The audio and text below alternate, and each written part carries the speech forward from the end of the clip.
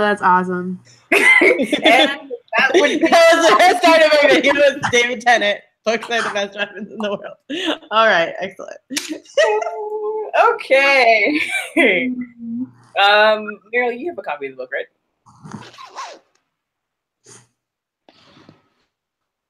You have to say something to put the camera back on you. Oh, yeah. What? Say 7.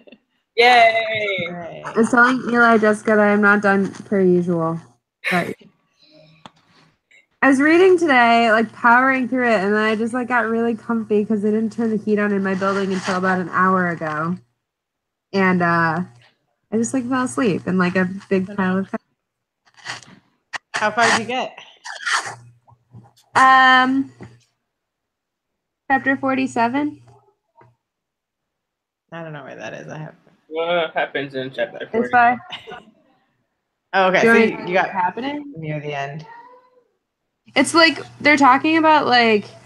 You're still in the terminal sections. You're still in the airport? No, Well, it goes just back and forth. It's when the woman got shot by the prophet's follower people. And Jeevan's like stitching her up. Oh, okay. I don't know if that helps. I just searched for it on my Kindle. Is the prophet still alive? Yes. Okay. Spoiler! It's fine. The thing that I really like about this book is that I don't feel like you can like fully be spoiled. And maybe I'm wrong because I have like 40 pages left, but I just feel like she's just like a beautiful writer. And I don't really care if I'm spoiled because I just want to read how it happens. Mm-hmm.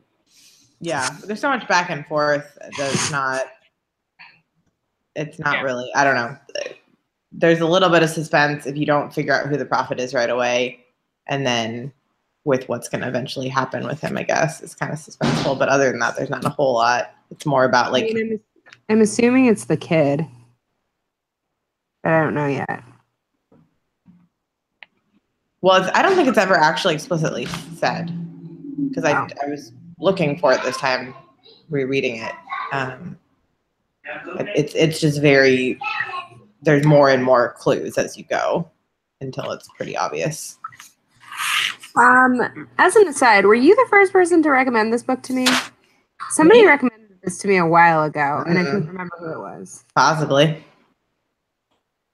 You always recommend. I'm like, I should read that, and then I like put it on the back burner, and then we read it for book club, and I'm like, Jessica recommended that to me 2 years ago. Let me see. Goodreads will tell me if I recommended it to you. Oh my gosh, there's so many Goodreads. You recommended The Hate You Give, which I'm also doing an audiobook right now. Do not go out there. You need to wash your hands. Very close. Oh no, it won't tell me because it just says you're currently reading it. Gregory, sorry, my son is naked and pretending to be a cat, and he's supposed to be taking a nap right now.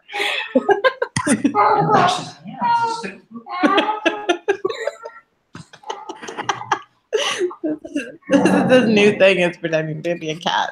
He just Wait, how old is he now? He's 3. That's what I thought. Yeah. So he just crawls around and refuses to respond to anything you say. Anyway. They're interesting. Yeah. Anyway. So I don't know if I recommend it now, but either way. Yeah, I think I'm trying to see now, but no, Gregory, stop. Hey, you need to go and lay down with Daddy. No, you are not a kitty. Hold on 1 second. what do you think, Eli? I'm talking to Eli and Meryl. Let's do that. I muted Jessica. Oh, thanks. Yeah.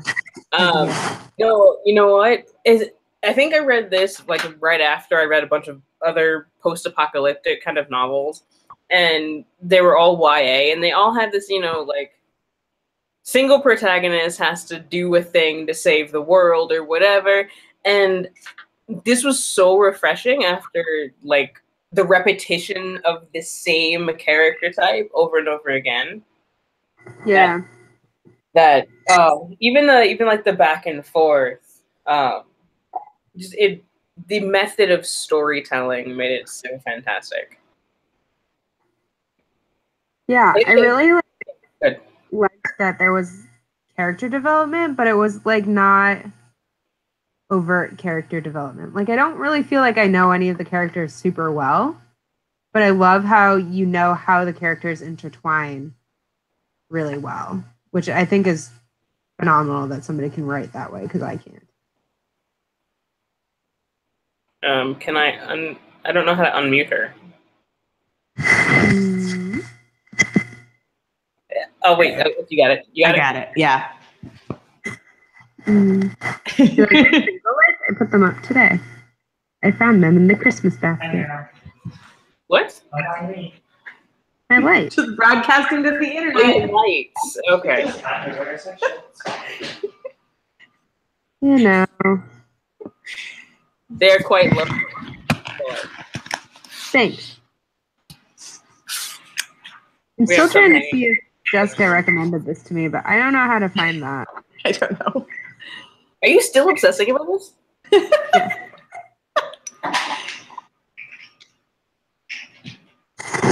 No, it's doing that thing where how do I get it to like switch between the screens again? I don't know what you mean. You know, like it switches to who's talking. Oh, you stopped doing that automatically? Yeah. I don't remember what the setting is. Oh. I think though, and I don't have my other computer open yet, but let me make sure. It's all right. There are three of us. I can do it manually.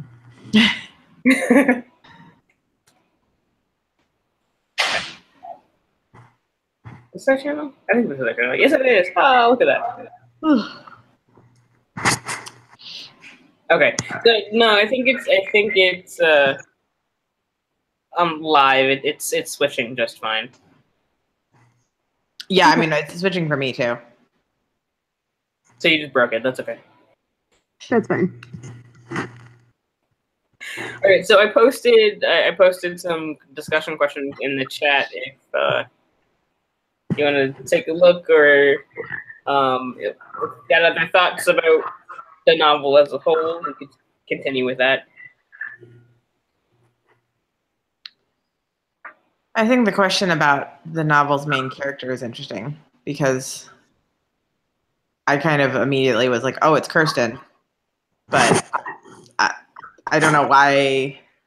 I mean, there's Jeevan, there's Clark. We get all their perspectives. There's Miranda, there's Arthur. Like, I don't know why that one feels like the central viewpoint of the book. I think that's interesting because I would have gone with Arthur. But I think it's just because that opening scene, you get Arthur and him dying. And no spoiler because it happens at the beginning. And so, I don't know, in some ways I feel like all of the characters are connected back to him. Right. No, everything revolves around him as a central character, but I wouldn't say he's the main character of the book because we so rarely get his actual perspective. We just get the perspective of everyone around him. Right. My initial thought was also Kirsten. I think it's because she links everyone to Arthur through the story. Like you only really know her through like what's happening. I don't know. I don't think there is a main character, but I think if like that was who popped in my mind first. Okay, not just me then. No, because I think you hear a lot from her, and I also think like she connects. Like the other characters were more related to Arthur specifically, whereas like she's just like a peripheral character who connects like what's happening in like the apocalyptic time without the memories of the time before, but is still connected to that. So maybe I'm just like intrigued by her perspective. Well, it might also be because like we get Jeevan in a couple specific locations, and like Clark lives and dies in the airport after the flu, but Kirsten moves around, and we see Yeah, we first get introduced to the Prophet through her. We get kind of the suspenseful action from her perspective of people getting kidnapped or whatever. Whereas the rest, I think, are more like snapshots of what that future is like. That makes sense. Oops, where did we go? Definitely like the connecting thread.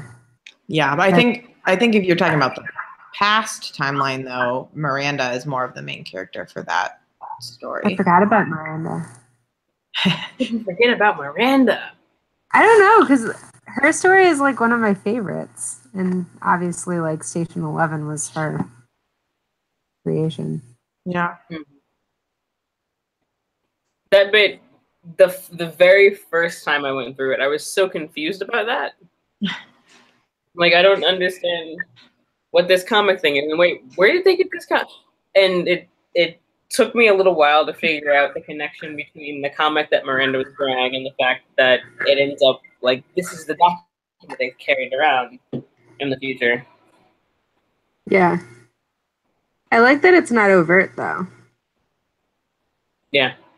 I also think if I hadn't read the majority of the book in one sitting, I wouldn't have fully picked up on that either. Oops. I kind of like I sorry, I can hear an echo on somebody's speakers, so it's distracting me whenever I talk. I don't know where my headphones are. That's fine.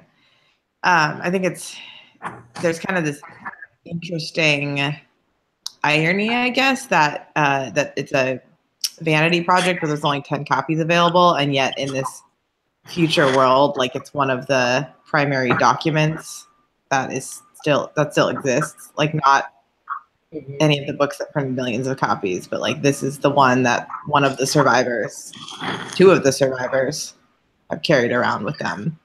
And so even though it would have been just a blip in the pre-flu world, it's like it takes on this grand importance because of its being in the hands of the few survivors. I like used to think about that a lot as a child, which is like really weird, but like what survives and what doesn't, like why does some stuff live on? Like I used to like bury stuff in time capsules all the time and below the ground, and like just like, oh well, if like I move, like somebody will find this 40 years later and it'll be like in a museum or something, you know, like in my little kid brain. And like if you think about it, like the things that we have in museums, like a lot of the really rare things that are so valued are things that people just like didn't think to keep. Like they're just like, yeah, this is just a thing that's in the life of me every day. And then like people just got rid of them. Like collectibles and stuff that are pristine. Like who would have thought like this particular toaster brand in pristine shape would be worth so much, you know, 20 years down the line. Yeah. Or like what photos might survive like 80 years down the line. I mean, obviously it's different with internet age now, but. Mm-hmm. Well, I think about that with photos, like somebody who only has, say, one picture of their mother is going to like spend so much time looking at that photo and thinking about that photo and talking about that, sharing that photo. Whereas somebody who has like 600 pictures of their mother is probably not going to spend any time really looking at any of them or talking about them or sharing them. Yeah, I mean, like Kirsten in the book also like said she didn't remember what her mom looked like. Or what looked like. It's interesting.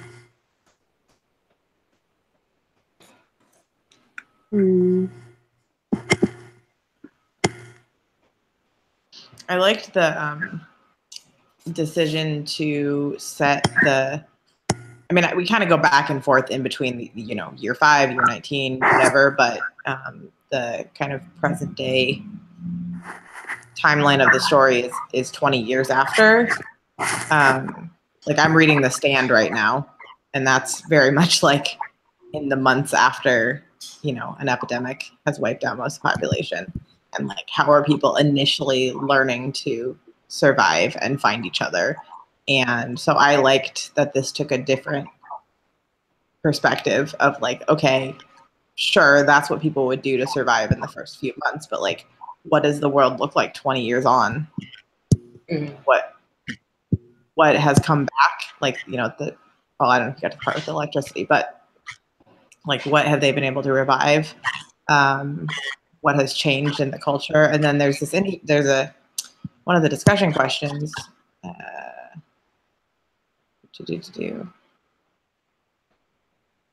Number 9 talks about the fact that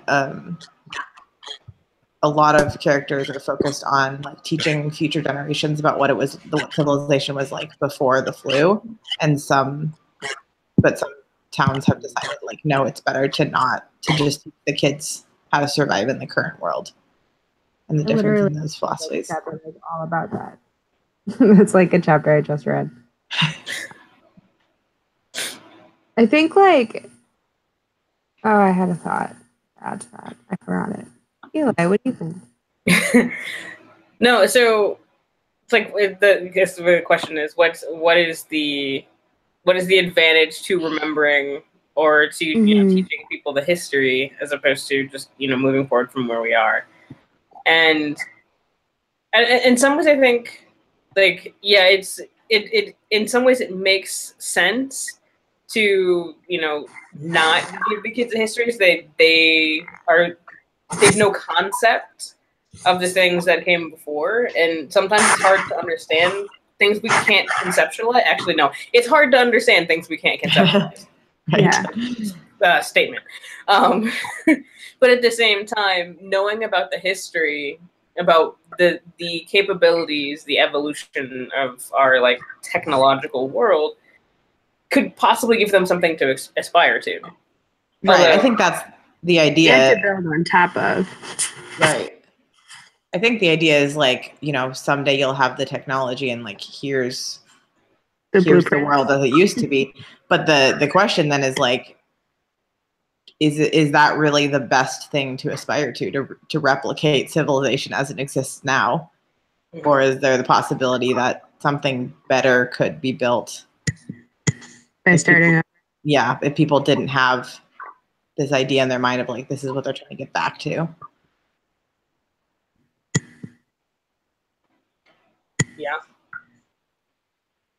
Yeah. Good point. There is a line. Oh, let me see if I can find it. It was really funny to me. I was just like, yeah. Keep talking. I'll find it. I'm going to look at the question. Well, one of the arguments against teaching kids about the past was that, like, there's the one passage where the girl is upset because she finds out that lifespans used to be longer. And yeah, that's what I was like looking for. It's like that. It was like something along the lines of like they started schools and like they started teaching kids like the abstract things that they would never understand, like all schools do anyway. It's like an offhanded comment. I was like, that is beautiful. It is interesting because like we think about the narratives that we usually get in school, and it's usually about like, here's the old like primitive way that people used to do things, and like here's what the time that everyone learned a better way of doing it, and like that's always the story. So like, what would it be like to be in school and learn about like, here's when we had the ability to do lots more things and travel the world and live longer, and now we don't have that anymore. Would that be depressing or inspirational? I think it depends on the person. That's exactly what I was going to say. Yeah. Yeah. I think like it's on a more like relatable level, I guess, because we're not in an apocalyptic time right now anyway. But like I think when you're thinking about like kids who respond better to like having high expectations versus like kids who are met where they're at, and like which one like will make you succeed more. Like if you tell like a kid, oh, your brother can do this, so you can do this, or like or you can be the president of the US, and then you set that like high expectation, whereas like a kid might just be perfectly happy like owning a small business in their town, or like being a waitress or whatever, and like playing to strengths as opposed to like creating this expectation of like what success is. And I think it can be beneficial for a lot of kids to think like, I could be anything I want. I could be an astronaut. I could be like the leader of the free world. I could be like a doctor. I could be a lawyer. But like for some kids, that's like very detrimental and can like set like unrealistic expectations and not like really like meet them where they're at to create something that's unique to them. Like so many artists or musicians or whatever that like just, I don't know. Yeah, that's a hard balance to strike of like whatever you want to do, like that's okay, but also like you can do more than that. Yeah.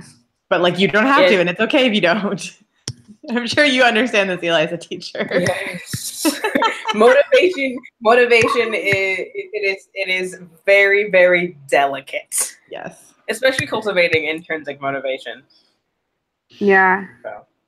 It's also like the people, like I'm a person who very much like thinks the worst, and then if I'm like disappointed, I'm not as disappointed. Whereas like some people need to think the best to get through something, and then if they're disappointed, they deal with it then. Mm-hmm. I'm much like deal with the disappointment now and be pleasantly surprised. And I know like a lot of people work differently than that. And so like I think it's just very individual what motivates you. Mm-hmm. Definitely. And you know so they would, I mean, how many of these people are like the people who, well, who's it? The guy in the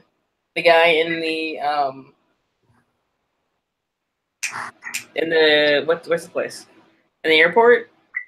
In the Museum like of Civilization. Yeah. There. Clark, right? It's like, Clark, yeah. Clark. It's like how is he going to know if it's just people who wonder and what's going to motivate them and then what's going to make them completely break down and cry? Right. I think he almost did it like mechanically at first though. His like imaginary boyfriend Robert was the one who like inspired him to like start. Well, he wasn't imaginary. He was just at that point presumably dead. He referred to him as like his imaginary Robert at one point though. And I was like, yeah, it's your imaginary boyfriend who's probably dead. But he was like, what would Robert do? He would probably start collecting things and putting them on shelves. So that's what he ended up doing after like the credit card and whatnot. Yeah. Well, I guess there's no point in hiding the past, right? Like you can make it available and people can decide if that's something they want to see or if it's going to be too personally depressing for them.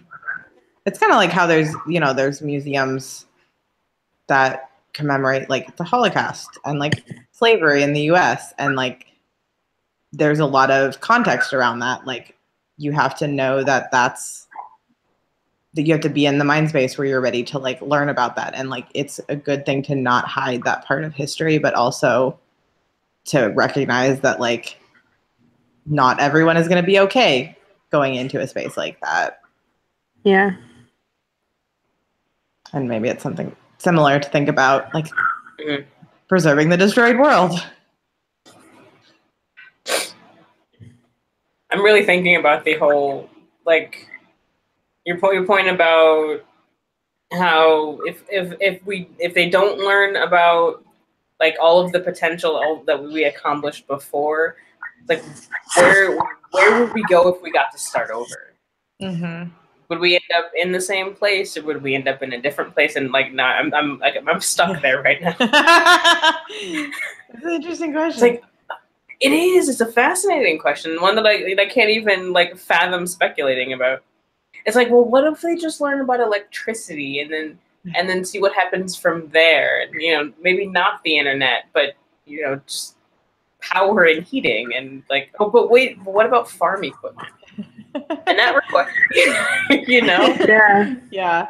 It becomes this like tumble down a rabbit hole. Mm-hmm.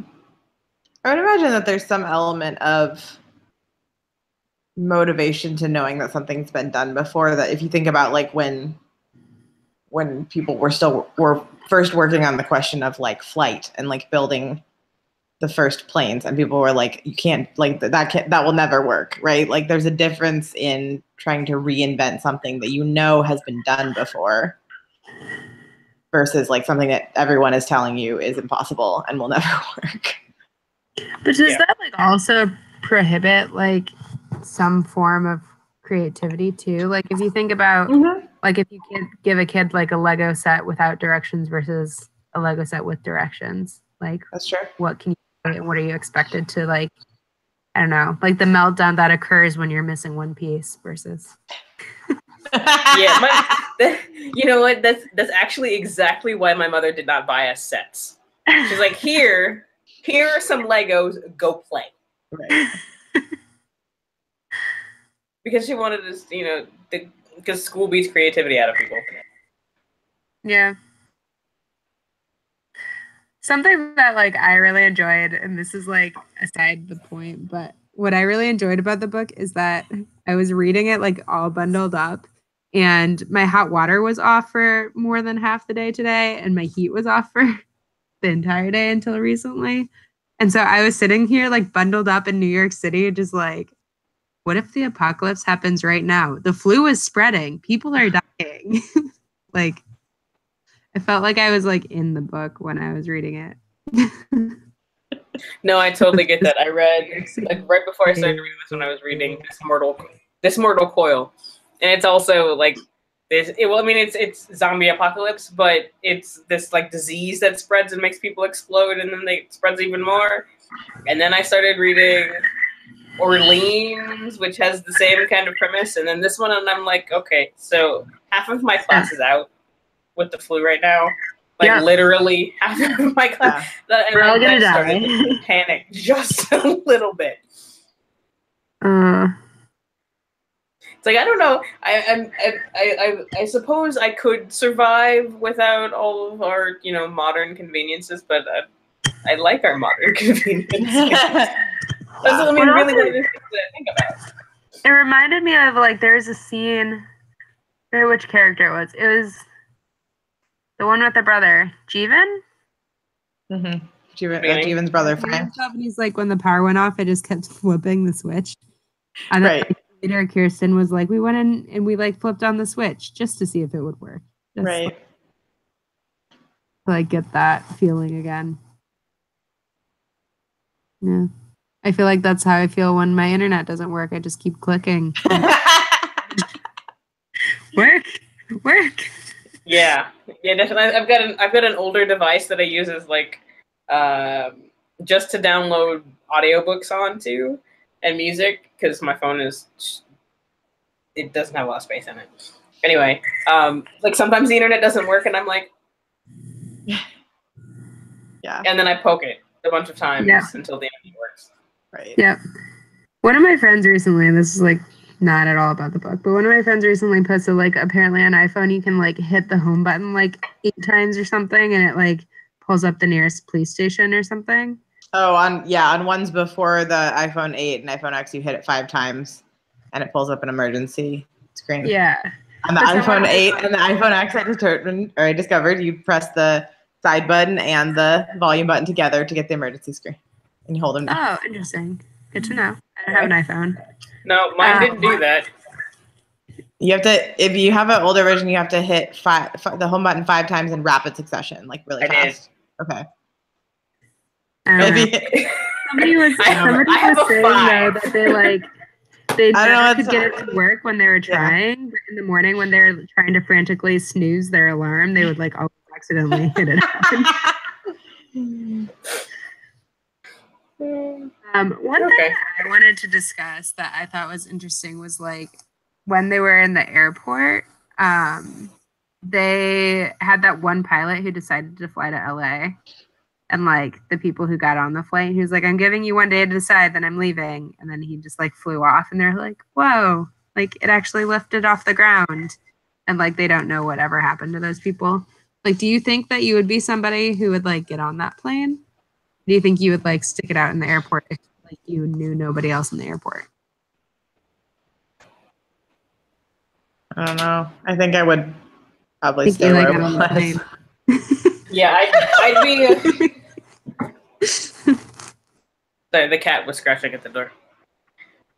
I'd probably stay because I'm a scaredy cat. It's like, okay, so I know what's here, and I'm good with what's here. Yeah. So I'm not gonna go out there because I don't know. Exactly. I feel like I would do that, but I did like understand the point where they were like all of the people from Asia got on the flight because at least they were closer to like home. And I could see like being isolated. Like if I were like stranded like that in like Russia and not very many people spoke English, or like if I were in like a country where I just like literally did not speak the language and like didn't know anyone and was so far from my family, I could see myself getting on the plane. Yeah. Like in the first like week or two, you know, of what's happening. Right. Yeah. Like there was the one character who was from France and was on vacation in Michigan or whatever. And when it happened, it's like he would like never go back to France ever. Like never go back to his home. Yeah. Oh man. But like if I were in Michigan or if I were like in the US and just stuck with a bunch of random strangers, I would probably stay. Or if I were in like another English speaking country, I think I would probably just stay. But if I were like isolated culturally and like linguistically from the other people, I may like take the chance. Hmm. But also, like, how do you fly a commercial airline like that all the way to LA with no radar?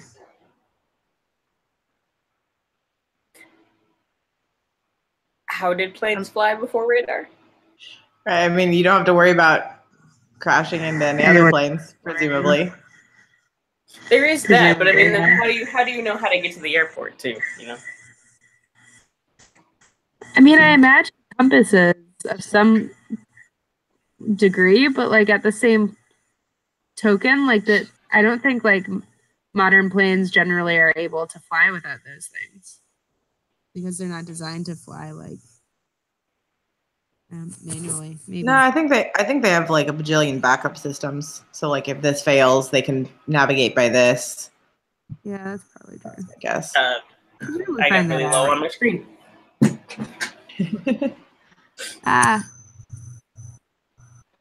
My battery's about to die. I'll be right back. Keep talking. Okay. Yeah, But she's still my laptop battery's been getting worse and worse, so it's down to 36% right now. Yeah, I plugged mine in before we started, but that's just because I was at the library and it came unplugged, so I didn't charge. While I was at the library. Oh, there aren't. I mean, I'm not near any walls right now. I have to get up and go over at my standing desk. And I'm also cozy with a blanket on the couch right now. Yeah, I saw that. I am in my office with the door closed and the heater on. Nice. Yeah, because my office doesn't get heat. Then having a heater is a good idea. Mm-hmm. Survival is insufficient.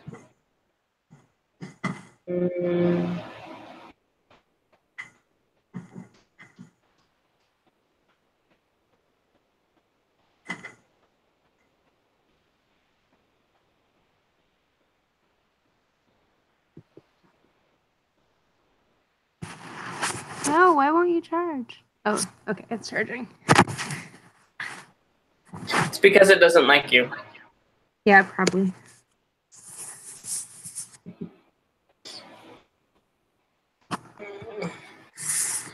Here we go. Okay. What'd I miss? Oh, so I'd forgotten who the prophet was, so I googled it. I don't know who the prophet is yet, but I'm assuming it's that kid, Tyler. Yeah. Mm-hmm. Mostly because he was like reading Revelations to a plane of dead people. Yep. I figured it out. I think I may have fallen asleep during that part. I figured it out the first time because of the dog.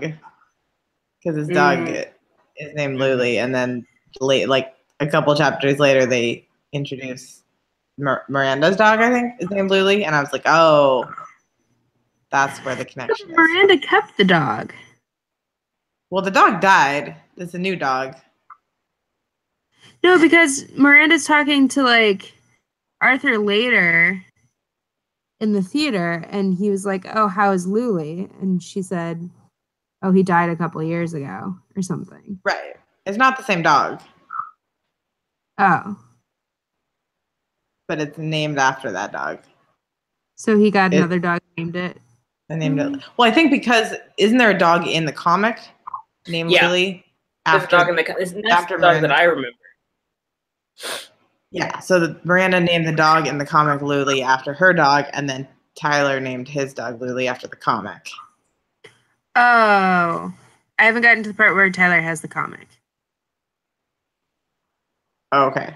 I mean, it's kind of, yeah. It's Or maybe I just missed it. You could have fallen asleep like I did. Well, if it happens after they kill the prophet. You said he's still alive, so they find one scrap of one page. Got it. I also like kind of had a hunch, like when they're in the airport and like he was the only kid they were focusing on, and then I don't know. Sure. Yeah. I was like, it'd be the only one at the right age. Like one kid who would be young enough to become the prophet and then leave the airport. But right. I don't know. I don't know what happens yet. I guess that's the major plot point that I haven't come to yet. Yeah. There's also a town in the south. Right. That you haven't come to yet, which actually makes the conversation about the preservation of history, and whether or not that stifles creativity or whatever, take a little bit, like in the context of the story, have a bit of a different answer. Not right. Different answer, but another complication to it. Why? Shall I tell you? Yeah, I'm fine. I'm still gonna finish it. So the traveling symphony is going, and they see this town in the south that has lights. So it's like, okay, yeah, electric lights. So somebody figured out how to cut the electricity back on. So how does that change things? And I mean, in some ways, I think it makes sense that somebody would figure out how to cut the power back on, because you've got all these people who are still alive from before, and some of them are probably like engineers or whatever kind of people you need to figure out how to get the electricity going again. Yeah. So, but that's what's interesting is it took them 20 years. Like you would think. But do we know that it took them 20 years? Because the symphony didn't go south. True. But I thought that Clark was the one who showed Kirsten the lights from the airport control tower, and like he had been at the airport for the last 20 years. Mm. So it seemed like it was pretty recent, which makes me think that maybe they tried at the beginning to like repair and replicate the existing systems, and then eventually found some other method of producing electricity. I don't know, going back to our early discussion about whether it's worth knowing how things were done. Is this book classified as YA? No. My library classifies it as YA. That's weird. I know. I read that recently. Like, I was like looking at the site. I was like, I don't feel like this is YA. I feel like it could be sophisticated YA. I wonder if someone looked at the description and it said that Kirsten was, I don't remember how old she is. I guess she must be like 28, right? Because she's in her 20s. Okay, yeah. Because now 20 years after. That's right. Okay. I was thinking she was a teenager, but she's not. For a very short period of the book, she's a teenager, but that does not classify as YA. Right? Like, I really wonder what your librarians are thinking. Right. I don't know. Ask the Brooklyn Library. I mean, it also says assignment, so maybe like a teacher assigned it, and so they like a high school teacher assigned it, so they assumed that it was YA. Right, but the thing of it is they're librarians. Plus, Right. if you, most of the time the librarians are doing copy cataloging, so not even original cataloging. Yeah. So You should ask when you return it. Why Yes. is this classified as one? They're And then gonna be report- and then report like back. gonna be some random dude working the desk. Just like I don't know. I just volunteer here. Right. I got really like order happy on the library holds list and like ordered like $12. They all came in like At the same time? well, 3 of them came in at the same time, and I was like, oh no. Yep. They're all like new releases or like books with like a lot of holds on them for the most part. And I was like, I can't read all of these right away. I can't renew them. So we're gonna freeze all of these. Yeah, that happened to me last week, actually. Yeah. I put a lot of things on hold on Overdrive, and I got all my audiobooks at the same time. Yep. Yeah, I finally started suspending holds. I forget to go do that. That's my problem. Somebody else told me about that last week. The books in. Well, 4 if you include this one. So. And I can't like delete them and go back on the hold list because there are like 78 holds because of work. Yeah, that's the worst because then you feel obligated to like read them really fast. Yeah. At least me. Then I get anxious about finishing them. I'm also in grad school and I don't do my homework because I read.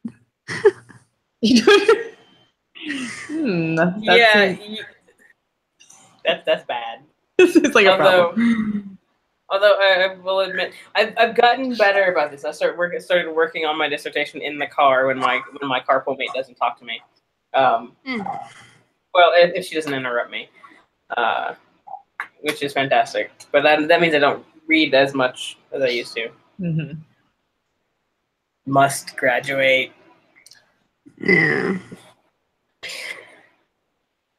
Yeah. Yeah. No. I mean, yes, but Okay. feels long. Feels real long. Oh, I've been in graduate school for a very long time. I mean, I'm only in it for 2 years, and I feel like it's long. So. Yeah, I'm not in school master's. anymore. Shut up. Which is why you read like 200 books a year. No, I don't. Like at least 100 books. Yeah, that's true. I do too, actually. Oh. But I teach reading, and I have to model for my kids. So that's like an hour and 20 minutes. That part of your by work. week. Yeah. And you probably read more YA too, which goes faster because you I have do. Some of it does, and some of it doesn't. Yeah. And sometimes I read things that are just terrible.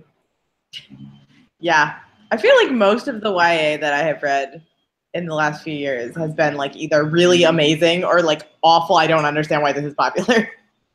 Yeah. I feel like most YA is really horrible. So Eli, if you have any recommendations. Lately I've just felt like I don't know, someone recently was like, you read so much YA, and I was like, I've literally read like John Green. And I think John Green is the only YA I've read in a while.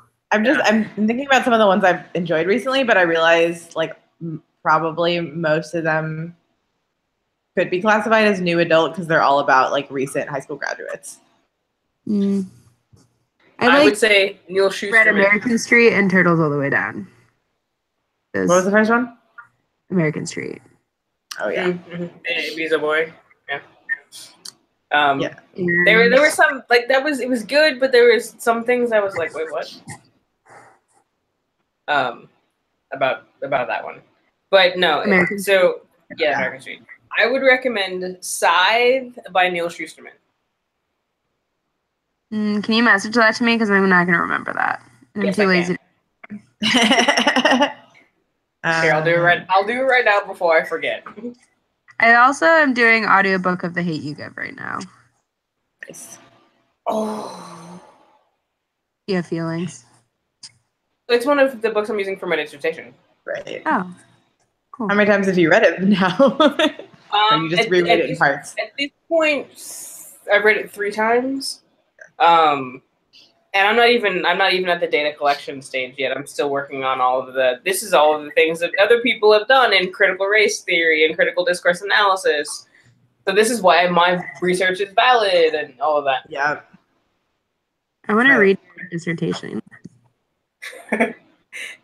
I have to decide that it doesn't suck. And if I decide that it doesn't suck, so a friend of mine asked me for a piece of it today, and I was like, I don't want to send it because it sucks. I don't want to send it because it sucks. And then I was like, shut up and send it. Well, this is your motivation to make it not suck, since you're still working on it, to finish it and make it not suck so that you can share it with all of us. And then we can read it for book club. Have a book club discussion about your dissertation. No. No, because it's like it'll be like 200 pages of a lot of technical education. How do I send you a message? How do I not do this? Why am I being so stupid right now? Can you just put it in the chat? Or is that not helpful, Mara? What? You want Ayla to send you a Facebook message or what?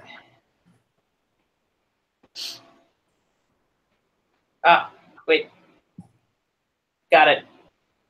No, I found an old conversation. The ones that I read recently were When Dimple Met Rishi and I'll Meet You There. What's that? So thanks, Eli. I just got it. And Everything Leads to You. And all of those are about people who just graduated from high school. So apparently I think When Dimple Met Rishi is typically considered YA. Is what? At least I've seen it cataloged at a number of places as YA. Yeah, no, all of these books I've seen cataloged as YA, but they all take place right after the protagonist graduated high school. So apparently that's like the key moment is like once they graduate high school, then they're like mature enough for me to like their stories, I guess. I don't know. And they're still in high school. All the stories are about like high school drama. And I'm like, this is boring. Angst. All of the angst. Yeah, exactly. Although I did really love The Upside of Unrequited. I don't know. Have either of you read Simon? Yeah. Yeah. Yes, Meryl, you should read. This is a legit YA. They're still in high school book, but I actually enjoyed it. So Simon versus the Homo sapiens agenda. Oh, And someone then else recommended that to me. You should That read it. was going to be a movie. Love Simon. Yes, Love Simon comes out in March. I'm very excited. You should read it Me before too. the movie comes out. But then after you read Simon, then you can read the sequel, which is The Upside of Unrequited. It's a very loose sequel. It takes place in the same universe, so there's like minor spoilers from the characters from the first book. And apparently, Bram, like, they've got this whole Twitter thing going on. Bram is related to Star from The Hate U Give in some way. Says who? The Twitterverse that's happening. Okay. Like, there's like this. I don't even. Their character. There are Twitters for the characters. I think tied to the movie. Okay. And Angie and Becky like totally co-signed it. Nice. That's good. Yeah. Just that. Should we close out the live stream? Yeah, I can do that. Okay, bye. Yes. Okay, wait, we gotta vote. Oh, that's right. We have to vote. Oh yeah. I don't know what they're about. I didn't look them up. Well, one of them is yours. I do, and I didn't do. Watership Down was yours. I know. Well, I know what Watership Down is about. The Martian And was mine, and I'm like, about it at this point. I'm gonna go through the list and take all the stuff that I put on there off of it because I'm like, I don't really want to read this anymore. And then Life After Life. Okay, sorry. Huh? Go ahead. Good. The Life After Life is the other one. I don't know anything about that. That was Pam's. So I've read all of them. I vote for Watership Down because I don't remember anything about it, and I know that I don't really care for the other two. So yeah, I was actually going to vote for Watership Down as well, just because I read it and I was like, and I read it with my cousin because he was reading it for his English class, and so It was one of my favorite books in junior high, and I haven't read it since. Oh, perfect. Let's all do right, it. so Watership Down it is. Sweet. Okay. Hopefully I read it with all of my other books and my homework. I feel like it's a pretty short one, right? Like it's It's pretty long. I think it's like, well, it's like, like a quicker. I thought it was like classed as a children's book. I think it might be. Classic. Hold on. thanks. Let's see. I actually think I own this too. 15 hours and 51-minute audiobook. That's long. And apparently there's a sequel. Oh, okay. According to Goodreads, this is Watership Down #1. 478 pages. Just made Oh, it okay. into a movie, or like we're going to remake it into a new movie. I know it's already been made into a movie, but something happened recently. Let's see what the Google says. All right, so since we voted, I will hit the stop button now. Okay. Hi, whoever made it.